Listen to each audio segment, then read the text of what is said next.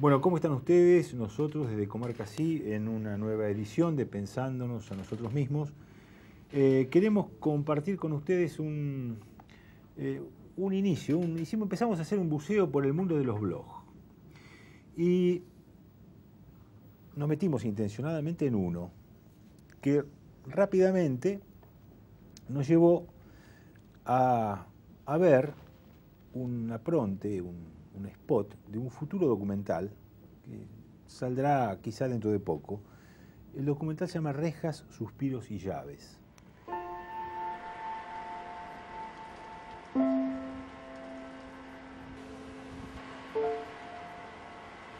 Resolvemos nuestros conflictos depositando cuerpos en baldíos de penitencia.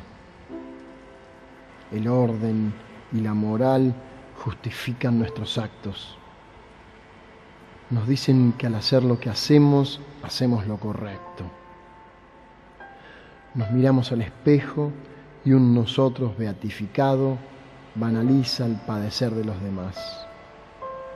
Los otros, los diferentes, los anormales.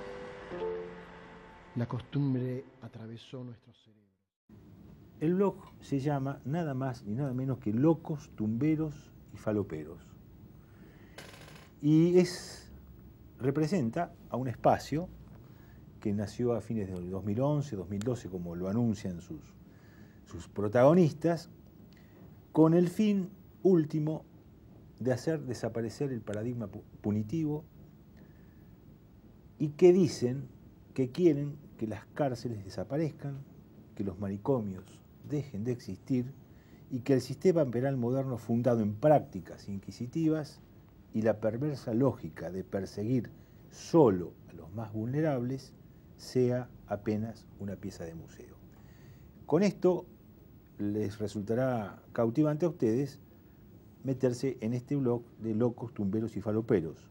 Y me imagino que cuando conozcan a Maxi Postay, que está con nosotros, que es uno de los que protagonizan este espacio que se llama nada más que nada menos que Locos, Tumberos y Faloperos.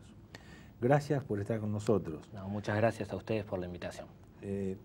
Realmente nos gusta un poco a veces andar por los márgenes de temas. Ustedes con la línea editorial, digamos, que se plantea en el blog y con documentos que uno puede acceder fácilmente con respecto a las cuestiones conceptuales que maneja este espacio, vemos que son los que sostienen una línea que se denomina abolicionismo penal. Sí. ¿Qué es esto, Máximo? El abolicionismo penal surge de una inquietud casi instintiva. Uno ve gente encerrada y hay algo que nos cierra. Es como cuando uno ve esclavos o cuando uno ve gente torturada. Es exactamente lo mismo para nosotros. A partir de su intuición empezamos a pensar alternativas. Muchas veces las encontramos con facilidad, otras veces es más difícil, porque la pregunta de todos es si desaparece el mecanismo de encierro para resolver ciertos conflictos, ¿qué hacemos?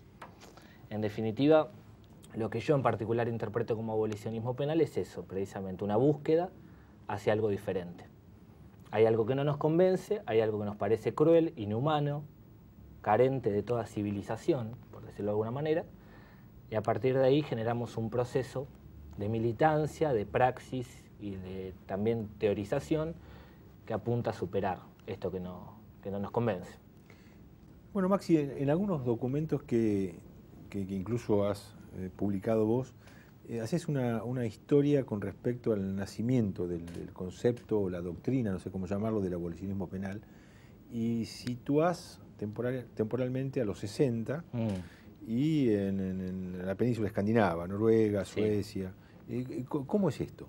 Sí, es precisamente en esos países donde aparecen los primeros pensadores que se atreven a cuestionar el sistema penal radicalmente. Es decir, no solo a decir que hay que mejorarlo, sino básicamente afirmar que no existe razón alguna para mantenerlo en pie. estos pensadores surgen en algo más grande, por así decirlo, que se llama criminología crítica, en el marco de algo que se llamó criminología crítica, que además en la península escandinava se desarrolló en Barcelona, Bolonia y otras ciudades europeas con profesores que iban formando sus discípulos y que iban interactuando también con las poblaciones directamente afectadas. Esta es una de las características más importantes de la praxis de la criminología crítica. ¿Cómo es eso? Por ejemplo, en el plano escandinavo, Sí. no solo los principales exponentes del abolicionismo penal, que son Thomas Mathiesen y Nils Christie, no solamente se quedaron con la teorización o con la realización de seminarios o conferencias, sino que también fueron al terreno, por así decirlo, e interactuaron directamente con presos, expresos y familiares y armaron una asociación que se denominó CROM, que es un antecedente para todos los que queremos hacer una militancia en una orientación similar, que tenía como característica eso, no quedarse con el libro, no quedarse con el debate teórico o académico y ver qué es lo que se proponía también desde las personas que, sin una formación universitaria, sabían más que todos los universitarios juntos por haber padecido lo que se pretendía cuestionar. ¿Y cuáles son las alternativas? Es decir, si uno le plantea así en términos vulgares, la desaparición de las cárceles, por ejemplo. Esto obviamente que es como un proceso que sería como un camino de difícil realización rápida, pero ¿cuál es el camino? ¿Cuál es el tránsito para llegar a eso? Para cambiar un sistema punitivo, que de alguna manera cristaliza relaciones de poder siempre, como todo sistema jurídico, y la cárcel en la cual tenemos claro de que van los más desposeídos, pero no es un hecho que históricamente se ha planteado así. ¿Cuál es el camino? ¿Cómo se llega en esto? ¿Cómo se transita? Primero hay que generar una suerte de clima cultural diferente y tratar de explicar con total claridad que la cárcel, y todo lo que representa la cárcel, no es algo natural a la hora de resolver conflictos, sino que responde a una circunstancia política, económica, histórica determinada. La cárcel nace en un momento que coincide con el desarrollo del capitalismo en su mayor expresión.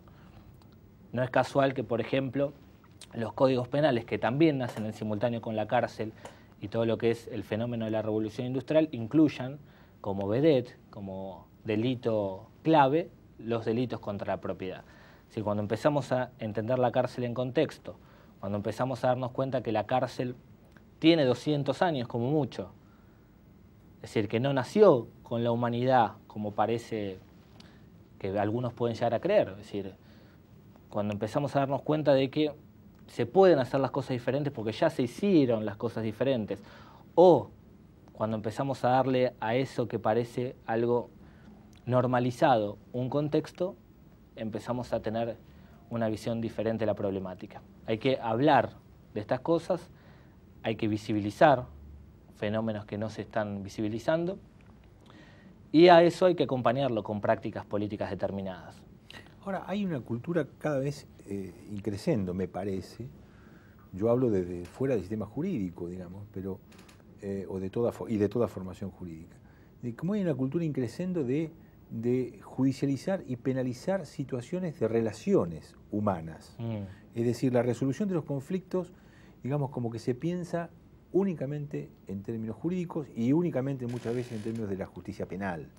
Ustedes son críticos con esto, ¿no? En relación al tema del conflicto en sí mismo. Sí, porque da la sensación de que la primera respuesta, lo más fácil, es recurrir al aparato punitivo. Es decir, cuando hay un conflicto social, lo más fácil para cualquiera, para los comunicadores, incluso para los representantes del poder político, es saquemos una ley, criminalicemos esa conducta y no sé qué sucederá después, pero hasta ahí llegamos. Creo que hay sobradas muestras de que la respuesta punitiva no es solo una solución inválida, sino que es una causa adicional que agrava el conflicto. Y ahí está nuevamente lo que decíamos recién de la concientización y el cambio cultural. Cuando como sociedad empecemos a darnos cuenta que la cárcel no es solución para nada, sino que es causa de los conflictos que pretendemos atemperar, ahí el abolicionismo penal no va a ser interpretado como una política o como una teoría pro preso, sino como un mecanismo de bienestar para el resto de la sociedad. Lo que nosotros decimos es que la cárcel genera violencia social, la violencia social repercute en el conflicto denominado delito por la autoridad política, y eso en definitiva es lo que genera la famosa inseguridad o el famoso clima de una sociedad en la que cualquiera puede hacernos daño. Claro, se conforma un binomio, ¿no? Conflicto como algo siempre negativo, el conflicto es inherente a todo proceso social, el conflicto interpersonal igualmente, pero se hace el binomio de conflicto-delito. Hay que romper, ¿no? ese binomio que está hecho en términos de justificación de un orden, ¿no? En definitiva, el delito no existe desde el punto de vista ontológico, desde el punto de vista natural. No hay conductas en sí mismas delictivas. De hecho, si uno analiza los códigos penales de hace 100 años, nos vamos a encontrar con conductas que en su momento eran delito y ahora no lo son, o al revés. Es decir, lo que hay son conflictos, utilizando tus palabras, etiquetadas como delitos por la autoridad política, claro, por el poder. Y ahí nuevamente hay un contexto que analizar, un contexto político, económico, social, cultural. Cuando desmistificamos el delito, desmistificamos la cárcel y empezamos a hablar de conflictos interpersonas, es decir, entre personas, el análisis es diametralmente diferente. Ahora, Maximiliano, ¿cómo les va a ustedes, los que postulan y defienden y militan la causa del abolicionismo penal, en la conversación cotidiana con la gente que pide más seguridad, cámaras, más policías, leyes más punitivas, disminución de la edad de imputabilidad, más orden, más control, sí, más pérdida de lo privado, más pérdida de libertad? ¿Cómo les va en esto? Porque estamos viviendo esa situación, sí, ¿no? sí, estamos en una situación complicada. Complicado. Todo de acuerdo a las expectativas que uno tenga, ¿no? Como decíamos recién, el abolicionismo penal surge en los 60, en los 70, en los 80 empieza una suerte de declive. El neoliberalismo.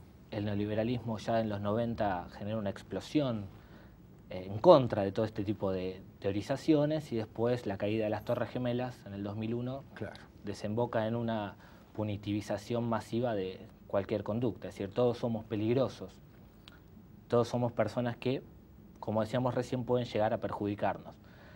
En ese contexto, esperar demasiado en la actualidad sería un poco ingenuo. Entonces, lo que hacemos, los que creemos en el abolicionismo penal, ahora es tratar de generar este tipo de espacios, venir, charlar, dar notas, charlas, interactuar con los presos, nuevamente siguiendo los viejos ejemplos, y tratar de a poco instalar algo diferente. Es decir, no podemos aspirar a más. Lo intentamos, hacemos documentales, estamos presentando un libro, o presentamos un libro el año pasado, y a su vez tratamos de interactuar con el poder político a través de propuestas concretas que ayuden a empezar a transitar ese proceso del que vos también hacías referencia. Vamos a ir a una pequeña pausa y dejamos colgadita una pregunta. La expresión latinoamericana del abolicionismo penal, que nació allá en los países escandinavos, y cómo se hace carne por acá. Perfecto.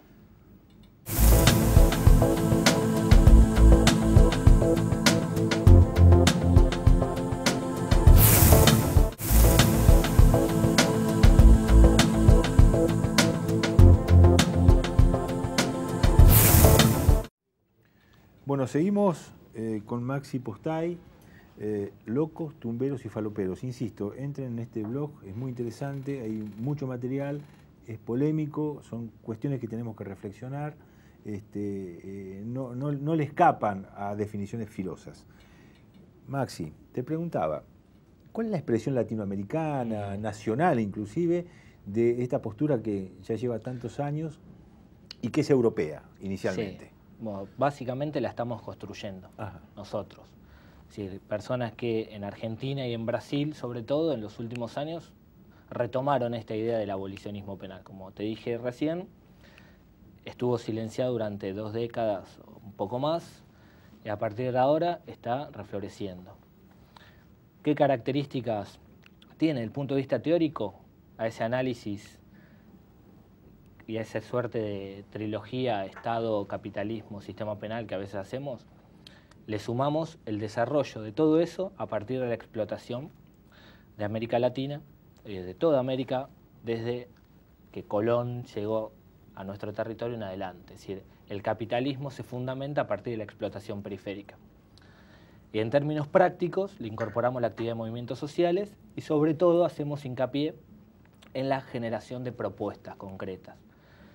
Algo que en algunos sectores del pensamiento europeo estaba faltando. Es decir, la gran pregunta de todos es qué hacemos cuando desaparezcan las cárceles. Y a veces se respondía, pero otras veces muchos de los exponentes europeos se negaban explícitamente a formular este tipo de respuestas. Entonces lo que nosotros hacemos es incorporar todo el bagaje teórico, pero a su vez decir, mira, se puede hacer tal y tal cosa para empezar a desarrollar el camino hacia el abolicionismo. ¿Y cuáles son estas cosas? En primer lugar, descriminalizar conductas, es decir, sacar conductas en forma progresiva del Código Penal. Cuando hablamos de sacar conductas emparentadas al uso de drogas de la esfera punitiva, estamos haciendo abolicionismo penal. Cuando hablamos de despenalizar el aborto, estamos haciendo abolicionismo penal. Cuando tratamos de darle a los delitos contra la propiedad, que son quizás los más simples de resolver, una salida emparentada a la compensación del daño o a la realización de tareas comunitarias, estamos haciendo abolicionismo penal. Cuando limitamos el uso de la prisión preventiva o nos manifestamos a favor de limitar el uso de la prisión preventiva, que como todos saben es excesivo, porque hoy el 70% de la población carcelaria argentina, por ejemplo, está en situación de inocencia encerrada, es decir, con prisión preventiva y no con una condena efectiva. Es decir, limitando eso, reducimos el número de presos, automáticamente reducimos el número de cárceles, por así decirlo, y de esta manera reducimos el índice de violencia social. Es un proceso de reformas sucesivas. Exactamente. En pos del hecho revolucionario, digamos, del abolicionismo penal, y ahí, en ese camino, ¿no? Exactamente, y ahí tomamos un concepto teórico de Thomas Mathiesen, que es el unfinished, lo inacabado.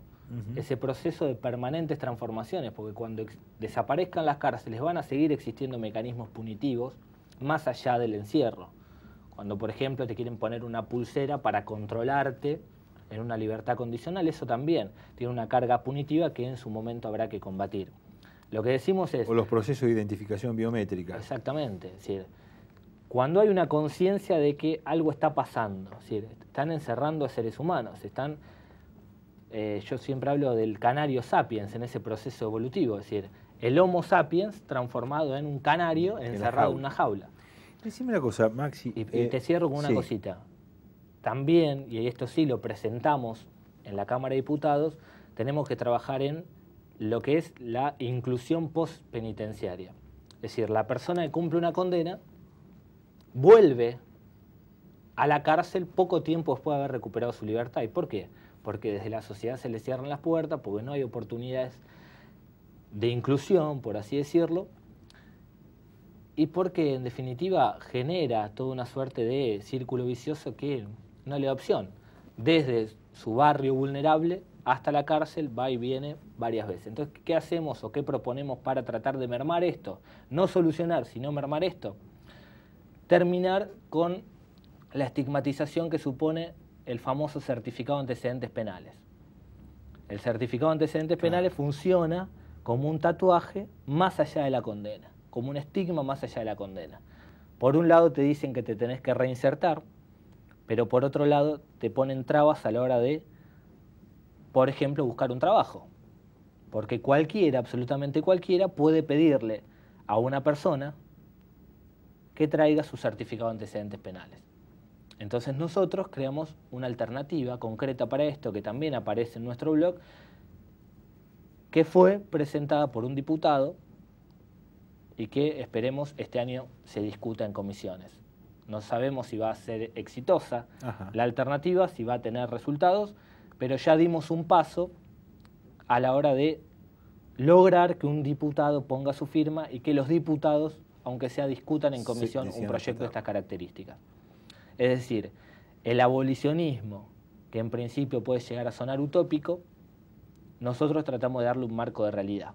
Sí, ahora lo explicás con mucha claridad y de alguna forma es entendible. El garantismo es una corriente que está de alguna manera, no sé si existe como corriente, pero se dice que hay jueces garantistas, estaría más o menos alineada en esta corriente. El garantismo como concepto es un error, porque en definitiva todos los jueces deben ser garantistas, porque la función del juez radica en una constitución nacional que da derechos y garantías. Es decir, no te podés apartar jamás de eso que dice la Constitución siendo juez. Si no, te dedicás a la militancia por fuera del sistema y a otra cosa. Pero si sos juez, tenés que ser garantista. Lo que sí existe como corriente en el marco de la criminología crítica es algo que se llama derecho penal mínimo, que lo que propone es ir generando ese proceso abolicionista, por así decirlo, pero con un límite. Es decir, de antemano se proponen un límite. Es decir, para ciertas conductas todavía hay que justificar la prisión. Todavía hay que justificar la prisión. Y esa sería la sutil diferencia entre el derecho penal mínimo y el abolicionismo penal. Correcto. Ustedes no ahorran sal en la herida, ¿no? Porque cuando veía Rejas, Suspiros y Llaves, ese apronte que hay en el blog, hay un personaje de ese documental que dice: cuando un preso empezó a pintar la celda, ahí estamos en problemas. Es bravo esto, ¿no? Sí. Y bueno, pero eso es lo que... Explícanos un poco, que dice, creo que es una mujer... Azucena Racosta, de La Cantora, también una militante social. Militante social. De La Plata. Lo que se trata de expresar en esa frase y lo que conceptualmente tratamos de expresar es que no es suficiente mejorar las condiciones carcelarias. Claro. En definitiva, el trabajo y la militancia, la praxis, la política tiene que apuntar a ir reduciendo progresivamente el volumen de las prácticas de encierro. No es suficiente ir a un módulo y regalar un freezer, una heladera, o ir a un módulo a entretener a los presos con una murga, o tratar de distraer a los presos con alguna actividad recreativa de tipo cine, debate o lo que sea. Todo esto suma porque hace a la convivencia en el encierro un poco más amena, pero no debe ser el objetivo político de fondo. Está bien, pero sabemos que si lo tomamos, si nos apartamos de esta frase con un cierto contenido metafórico y lo ponemos en un plano de la realidad absoluta, esto golpea duro en el sentido de que estamos reclamando mejores condiciones para los presos y detenidos. Estamos reclamando humanidad, estamos reclamando mejores condiciones de habitación, mejores condiciones de salud. Digamos, esto diríamos, no queremos que ni siquiera pinten. Se entiende en términos metafóricos de que no se acostumbra al statu quo del encierro. La metáfora, por un lado, apunta a lo que acabo de decir y a su vez apunta a no reconocerse como un encerrado. Es decir, a no normalizar tu condición, porque esto es algo que también la misma persona lo dice en el transcurso del documental. Hay presos que cuando van a su casa en libertad, en salida transitoria o en lo que sea, interactúan con sus familiares y dicen, ahora tengo que volver a mi otra casa. Es decir, correcto, hay como un reconocimiento de que lo que les está pasando es normal o está bien. Y ahí es donde tenemos que poner el acento. No reconozcas jamás que ese es tu lugar. Tu lugar no es la cárcel, tu lugar no es el manicomio, tu lugar no es la comunidad terapéutica que te tiene sedado y encerrado. Tu lugar es otro. No hace falta que vos generes todo ese proceso y que vos te victimices doblemente, por así decirlo. Combatí contra eso que la sociedad te puso encima, más allá de que tampoco jamás justificamos la conducta que pudo motivar el encierro. Es decir, no somos pro presos, y eso hay que dejarlo claro. No somos pro delito, entre comillas, dicho esto. Lo que tenemos claro es que la cárcel genera violencia, la cárcel genera resentimiento, la cárcel multiplica la exclusión, multiplica la desigualdad, y esto no puede seguir así. Hace unos pocos días vimos publicado una nota periodística que da cuenta de un documento que en conjunto con el CELS locos, tumberos y faloperos presentaron acerca de las condiciones de detención de pacientes que sufren alteraciones de salud mental, donde ahí, conjuntamente con el CES, plantean una serie de medidas concretas que deberían resolverse en relación a la relación entre locos y cárcel. Sí, totalmente, porque también como decíamos recién, o no sé si lo decíamos recién, pero lo digo ahora, hay varias vías de acción política. No hay que descuidar ese proceso de transición, la vida adentro de la cárcel. Y en el caso de los locos tumberos, hay una doble estigmatización. Y ellos son presos de segunda, por así decirlo. No reciben visitas sexuales y no acceden a salidas transitorias a la hora de cumplir mitad de condena. Y son locos una vez y son locos siempre, y por siempre están en una situación cristalizada dentro de la prisión. Exactamente, es decir, a todas las falencias que la población penitenciaria común tiene, le sumamos estos dos elementos que nosotros detectamos, avalados específicamente en la normativa vigente. Entonces, en su momento, por el día de San Valentín, haciendo un juego provocativo, si se quiere, desde Locos, Tumberos y Faloperos redactamos el decreto del amor, el sexo y la locura, a través del cual se pretendía cambiar la normativa vigente, permitiendo que, como toda la población hoy privada de su libertad, los presos locos accedan a visitas sexuales. Esto el CELS ya lo venía trabajando, se metieron en nuestro blog, le gustó la propuesta, le gustó la idea, nos convocaron, trabajamos en conjunto, presentamos un documento que se fue militando políticamente y bueno, estamos a la espera de que... ¿El decreto está en el blog? El decreto está en el blog. El decreto del amor, el sexo y la locura lo encuentran citado en febrero del año pasado, pues aprovechando la movida mediática. Bien. Una última cuestión de difusión. Sí. El documental Rejas, Suspiros y Llaves está próximo a que se pueda ver, digamos, popularmente. Sí. Sí. Calculamos que este mes, o como mucho el otro, se va a terminar lo que se denomina postproducción. ¿Y estará colgado accesible a las redes sociales? Va a estar, sí, totalmente libre. Creemos en el copyleft, no en el copyright, es decir, que la propiedad se defiende compartiéndola, no escondiéndola en registros. Entonces vamos a tratar de difundirlo lo más que se pueda para sumar un elemento más a ese proceso de concientización, por decirlo de alguna manera, que intentamos llevar adelante. Maxi, muchas gracias por estar con nosotros. A los que nos ven, recomendamos que entren al blog Locos, Tumberos y Faloperos, discutan, leyendo, pueden discutir también con los locos, los tumberos y los faloperos. Sí, hay un mail ahí. Hay un mail, y esperemos a Rejas, Suspiros y Llaves con atención dentro de poco. Perfecto. Muchas gracias, Maxi, por estar con nosotros. No, gracias a ustedes por la invitación. Yo creo que lo que todo el mundo no tiene muy claro en esta sociedad es que nadie está exento de caer en cana. Nadie. Cada vez que vemos una cárcel en cualquier parte de la geografía mundial, vemos una gran interrogación del fracaso de las sociedades contemporáneas. Nos estamos enjaulando los unos a los otros. Esto no nos puede entrar en la cabeza. No podemos asumir como real la posibilidad de que existan jaulas para seres humanos. A la cárcel hay que romperla. Cuando un preso empezó a pintar la celda, ahí estamos en problemas.